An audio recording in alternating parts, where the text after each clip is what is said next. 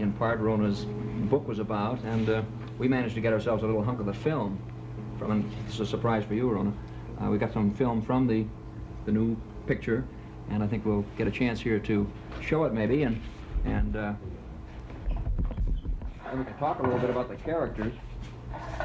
But before we, you don't remember me, Rona, but I was your school teacher. This is your life, Rona. That's what it's going to be, Rona. Oh, I better leave now. And we'll take a little look at These this. are some of the reels you did overseas. You're the beholder, right? Before we turn this one on, we've got another little film segment that pays the bill. We'll look at that one first, then we'll look at we'll turn the on special one. All right, the film. We're going to run a brief scene here from The Best of Everything with, see, Hope Lang and Brian Ahern and Louis Jourdan and Joan Crawford. And we'll take a look at that now. Red Halsey. Red Halsey. Yeah, he's in the scene. He's in there, Just hold it a minute while I go get a drink, would you? Well, we'll start it, and you can catch it from a corner there, Nat. You know how to work this and everything. Eleanor, will you bring the lights down? All right. You could work it and everything. Send a home.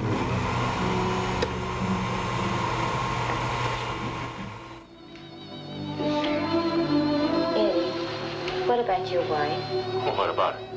Well, she's going to be hurt. How can she be hurt? She's going to lose you. Well, she never had me. Not the way you have me. No, I mean when you tell her about us, when you ask for a divorce, when you and I get married. Carolyn, I've worked something out for us. I had a talk with Jim last night. Jim? My father-in-law, Helen's father. He's agreed I should open an office here, closer to the oil companies. I'll have an apartment, too.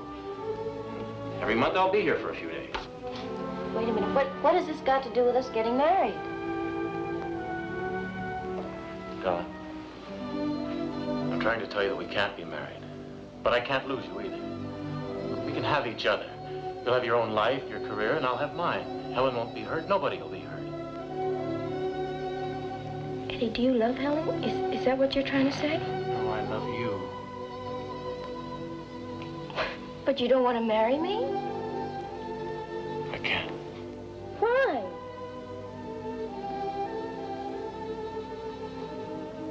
Is it because of those oil wells?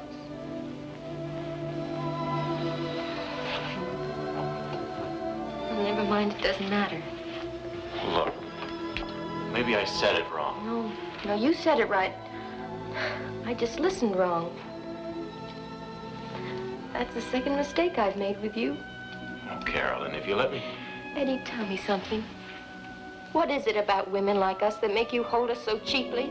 Aren't we the special ones from the best homes and the best colleges? I know the world outside isn't full of rainbows and happy endings, but to you, aren't we even decent? What are you talking about? I won't be your mistress. Carolyn, this kind of thing happens all the time. Oh, not to me, it doesn't. I'm too square for you, Eddie. There are other girls. Oh, there are dozens of girls all over this city just waiting for you. You won't have to do a thing. You may have to take them to a 21 once or twice, or eat a lousy casserole dinner in their walk-up apartment. They all like to play at being wives once in a while. And there'll be some that you'll hurt very badly, because they'll care too much. But that's their problem, isn't it? Then you'll find those who want just what you want. All love and no responsibility. Honey, hang on to those. Even if it means that they have to take on a few more like you in between visits. But don't blame them. Because they, like the rest of us, they have an impossible need. They want to be loved. Carolyn. Goodbye, Eddie.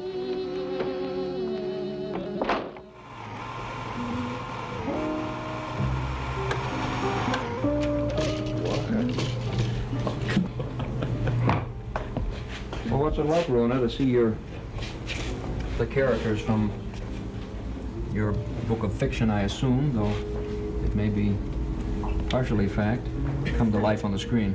It's a very strange feeling. I've been waiting for this for about a year since they started to write the script.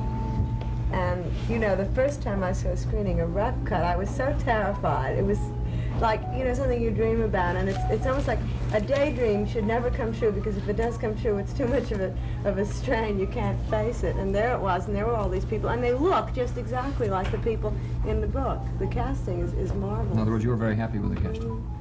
Yeah. Well, I've heard it suggested that that Hope Lang's part was kind of drawn from either your experiences in New York, or at least your feelings about them, and that she kind of spoke your feelings about the city. Is that true? I don't know. I think you always say that the main character is the author. Actually, in this book, with every girl, I put myself in her place when I wrote the book and kind of empathized with her. So I think there may be a little of me in all of them. A lot of authors feel that, except Kinsey. Did you notice? I did. A very bright, you remember I yelled at you, there's Brett Halsey in the film? Yeah. Beautiful man, a nutty-looking face. I really comes across very handsome, good actor too. He's in a lot of B's. You know, I come from the coast, and you know what the last picture he was in? Do you know? The Son of the Fly.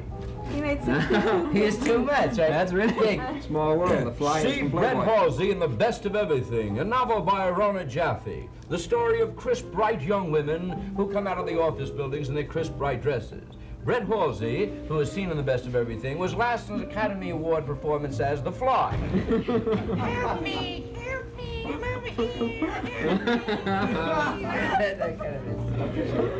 No, the thing, I You wrote it! That's right.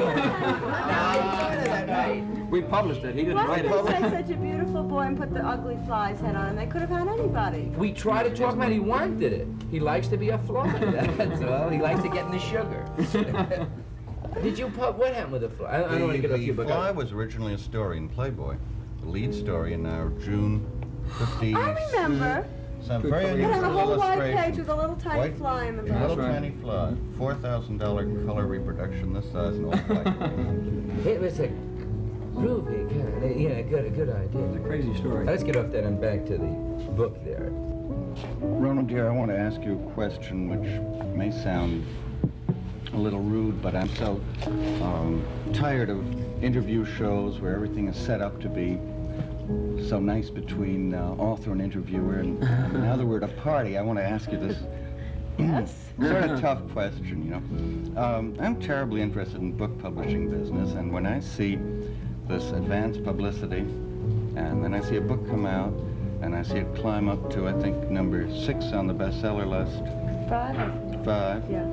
and then I read the New York Times and the Herald Tribune and the Saturday Review and all these so-called egghead review media, and they all say this is 5 soap operas wrapped up into one, and you don't need to read it. I'm glad you mentioned the Saturday Review, because that was one of the best reviews I got. It was marvelous. Who wrote that? There was one review which was by a woman, and she said that, I see.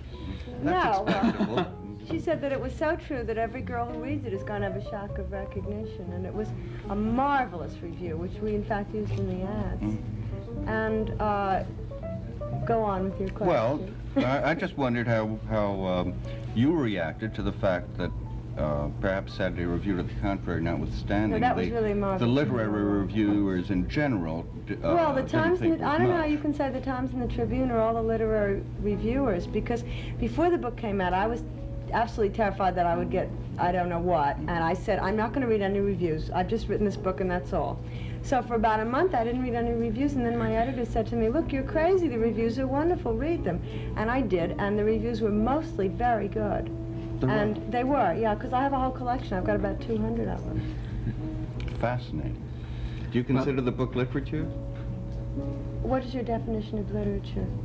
Well, do you consider it a, let me rephrase it, do you consider this a hardcover periodical that will have a short life and that's the end, or something that will be being read 5 or 10 or 15 or 50 years from now? I don't think you can tell until 5 or 10 or 50 years from now. I really don't. I don't think you ever know. I think if you set out to write the great American masterpiece, you will write the great American bore. Well, I I've couldn't never agree seen more. it fail. And I think I write the kind of book that I like to read, that's all. Well, what After all, I have to motive- read it about motive- 10 times. I have to read The Galleys, and so I might as well write something I